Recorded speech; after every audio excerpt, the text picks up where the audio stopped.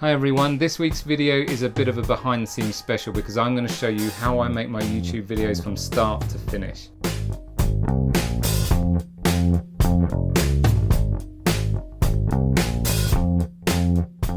Okay, so you've got yourself a camera. We can just go out and shoot a video, right? Well, not exactly. First, you need an idea.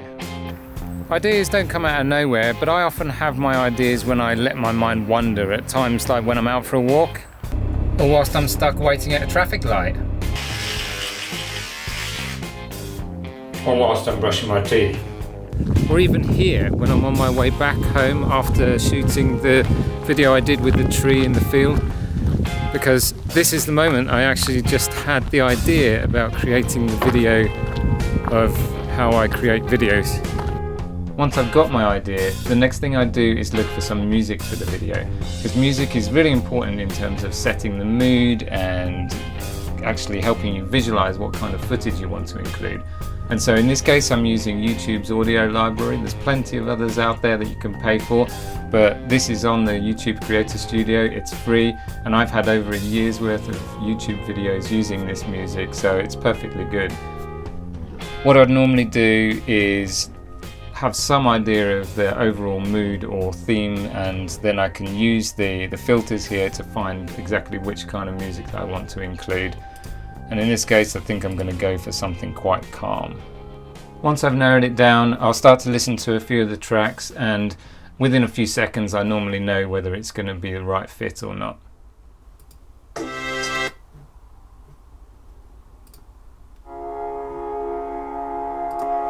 This one's the one.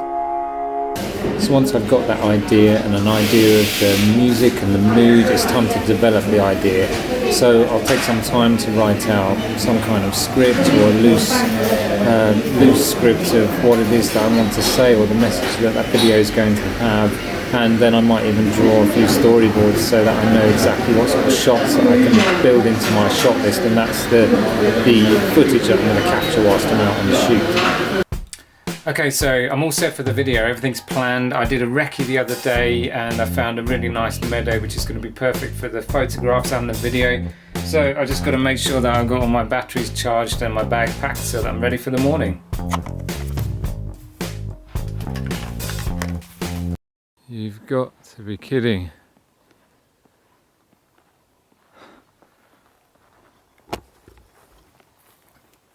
This meadow was my location, and 2 days ago it was full of grass and wildflowers, and it's been mowed back in between.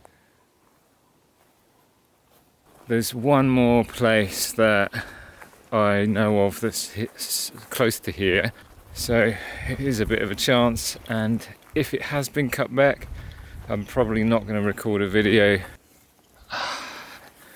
It's difficult to tell. It might have been cut back too. Yep. Never mind. So I'm gonna scout out Recce another meadow that I've just found by searching online that's fairly close by. I didn't even know it was there, and see if they've cut that too. I imagine they have by now, that's the problem. Let's see if it's there. So far it's not looking very promising. There's a tractor out cutting some of these meadows as we speak, and there's a lot to explore, so this is a lot closer to what I'm looking for, to be honest. There's quite a lot of wildflowers in there, the grass is nice and dry. It will look super nice in a low setting sun, and that's exactly what I'm aiming for the video. But it's a sensitive conservation area and I'm not supposed to go in. So this is a field that's adjacent to that sensitive conservation area, but it's full of the exact same kind of plant life, the hay grass. So it will effectively get the same sort of effect when the low sun is on it. And it's going to set somewhere over there. So that means I've got plenty of space in this pretty large field to get the photographs that I'm hoping for, and therefore be able to make the video that I'm hoping for.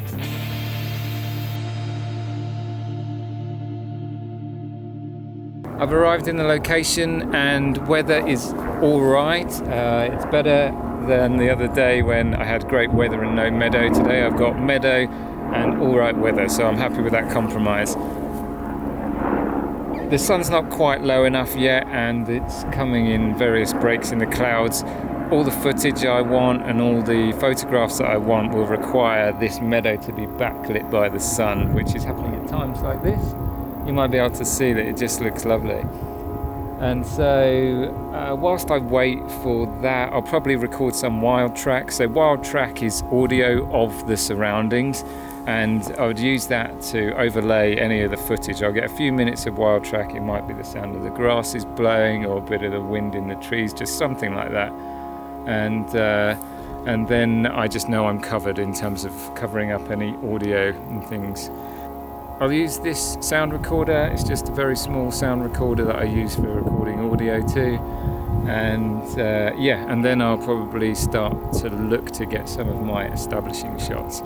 So to explain that, the establishing shots are going to be the wider shots of the entire meadow, maybe some pans across.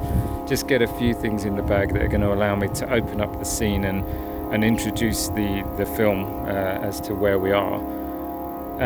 Then following that, I'll get some perhaps medium shots and various bits of slow-mo, and then I'll get some close-ups. Now, my shot list includes lots of close-ups of lots of different elements in this meadow, so I'll work through that. And then, as and when the light is working for me and when I spot the compositions, then I'm going to be taking the photographs as well. But I've already been here and I've already got a fair idea of the types of things that I'm going to photograph, so I think that I'm all set really. I can just kind of relax and follow my shot list and get all the footage done. So yeah, it's just a waiting game. Meadow grasses wild track.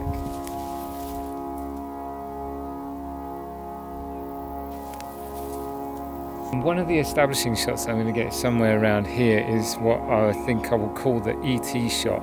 Now, there's parts in ET where you see the grown-ups, the guys from the government who walk in, you only see their feet. You see the scene that they're walking into and you see their feet, and that's the introduction of a character.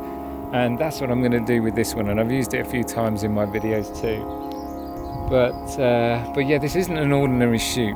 Normally my videos would include A-roll, and that is the important part that progresses the story, and normally it's talking and a description of what the film is about. But in this one I don't really have that. I'm going to include a voiceover. So I guess you could call this bit A-roll. So when I'm out making a video, there's some important types of footage that you need to get. A-roll is vital. You need it to tell your story, and quite often a lot of people will include only A-roll and it just feels a bit disjointed, or they might include B-roll, what people call B-roll, which are actually more transition sequences or intro sequences. B-roll is the bits that you would overlay. So if I was talking to you right now and I mentioned that I've included some footage of me walking in an ET shot style, then I would overlay that, and that would be the B-roll to this footage. So that's the kind of thing I would focus on, is getting A-roll done, making sure I've got B-roll done, and then I know that I'm covered for all sorts of circumstances. Come on, son. As you can see, I've got my drone out. I haven't used it in quite a while actually, and maybe grab some footage that I might be able to use in the final video, or not. If not, then I just get a bit of drone flight practice.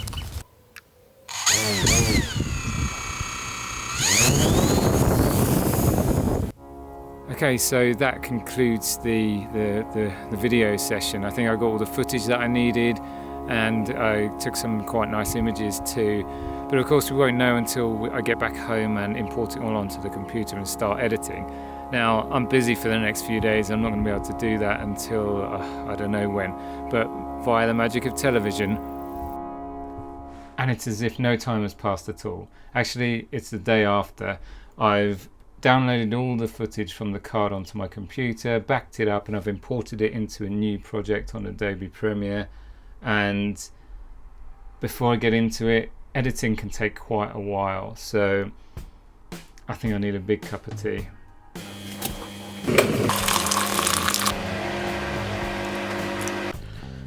Okay, right. So where was I? Okay, everything's imported. I've got a new project, a new timeline. The first thing that I'm going to do is edit together the A-roll, the most important part. Now this video, as you saw, I'm going to do a voiceover. So there isn't any A-roll as such apart from my voice recording, which I'll do after I've edited everything else. But ordinarily, I'm going to lay down all my A-roll, put it together in sequence so that I know that the video is going to make sense or the narrative's going to make sense. Once I've done that, then I'm going to overlay the B-roll, so the cutaway footage that I mentioned. Then after I've done those bits, I'll edit together the intro and cut it in time with the music and that kind of thing. Editing can take anything from 2 hours to 8 hours, it really depends, because once I've done all that, there's also the color grading and correction and all the titles as well. So time is of the essence now. I'm going to have to make sure that I rush to get this one out on time, so I'm just going to get cracking.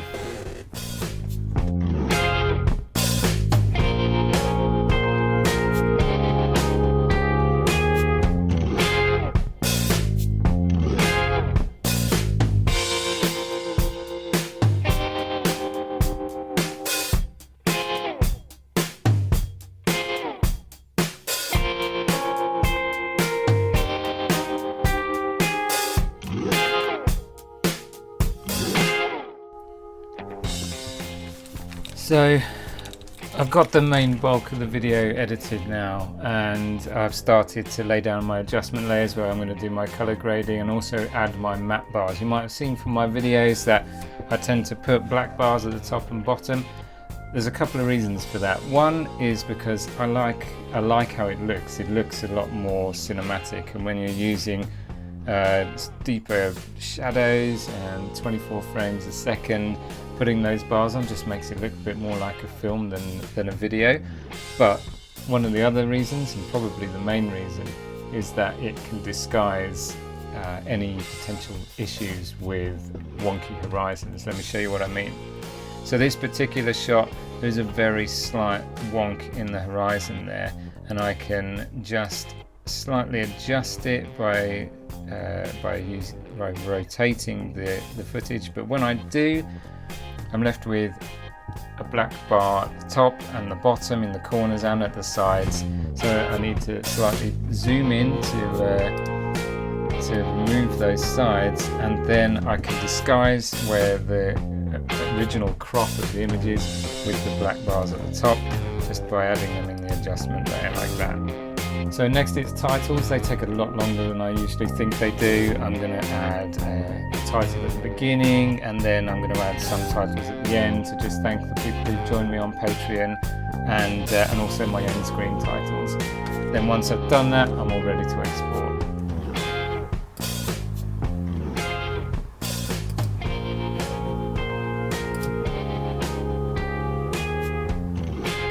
Okay, the edit's all done. It always takes a lot longer than I think. Once I've exported it, I'm going to watch it back and do a bit of quality control, just make sure that it's okay. And then I will go through and start uploading it to YouTube and schedule it to be published at 6 PM on Thursday.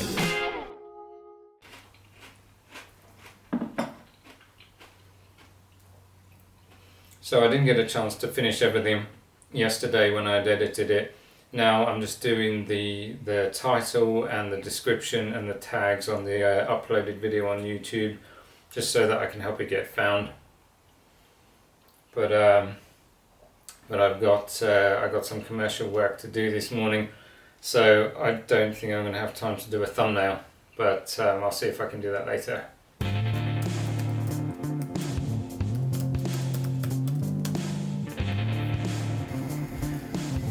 Okay, it's 10 to 6, the video's due to be out at 6, I'm making tea for my daughter, and I'm just quickly making a thumbnail so that I don't have to use the default one from YouTube, and then I should all be done, but I better get on with this. Made it, it's on YouTube. Thanks very much for watching, If you enjoyed seeing how I produce my videos, then please remember to give this video a thumbs up and consider subscribing to my channel if you haven't done already, and remember to click the bell underneath to get notified every time I put other videos out. For now, I'll see you in the next one.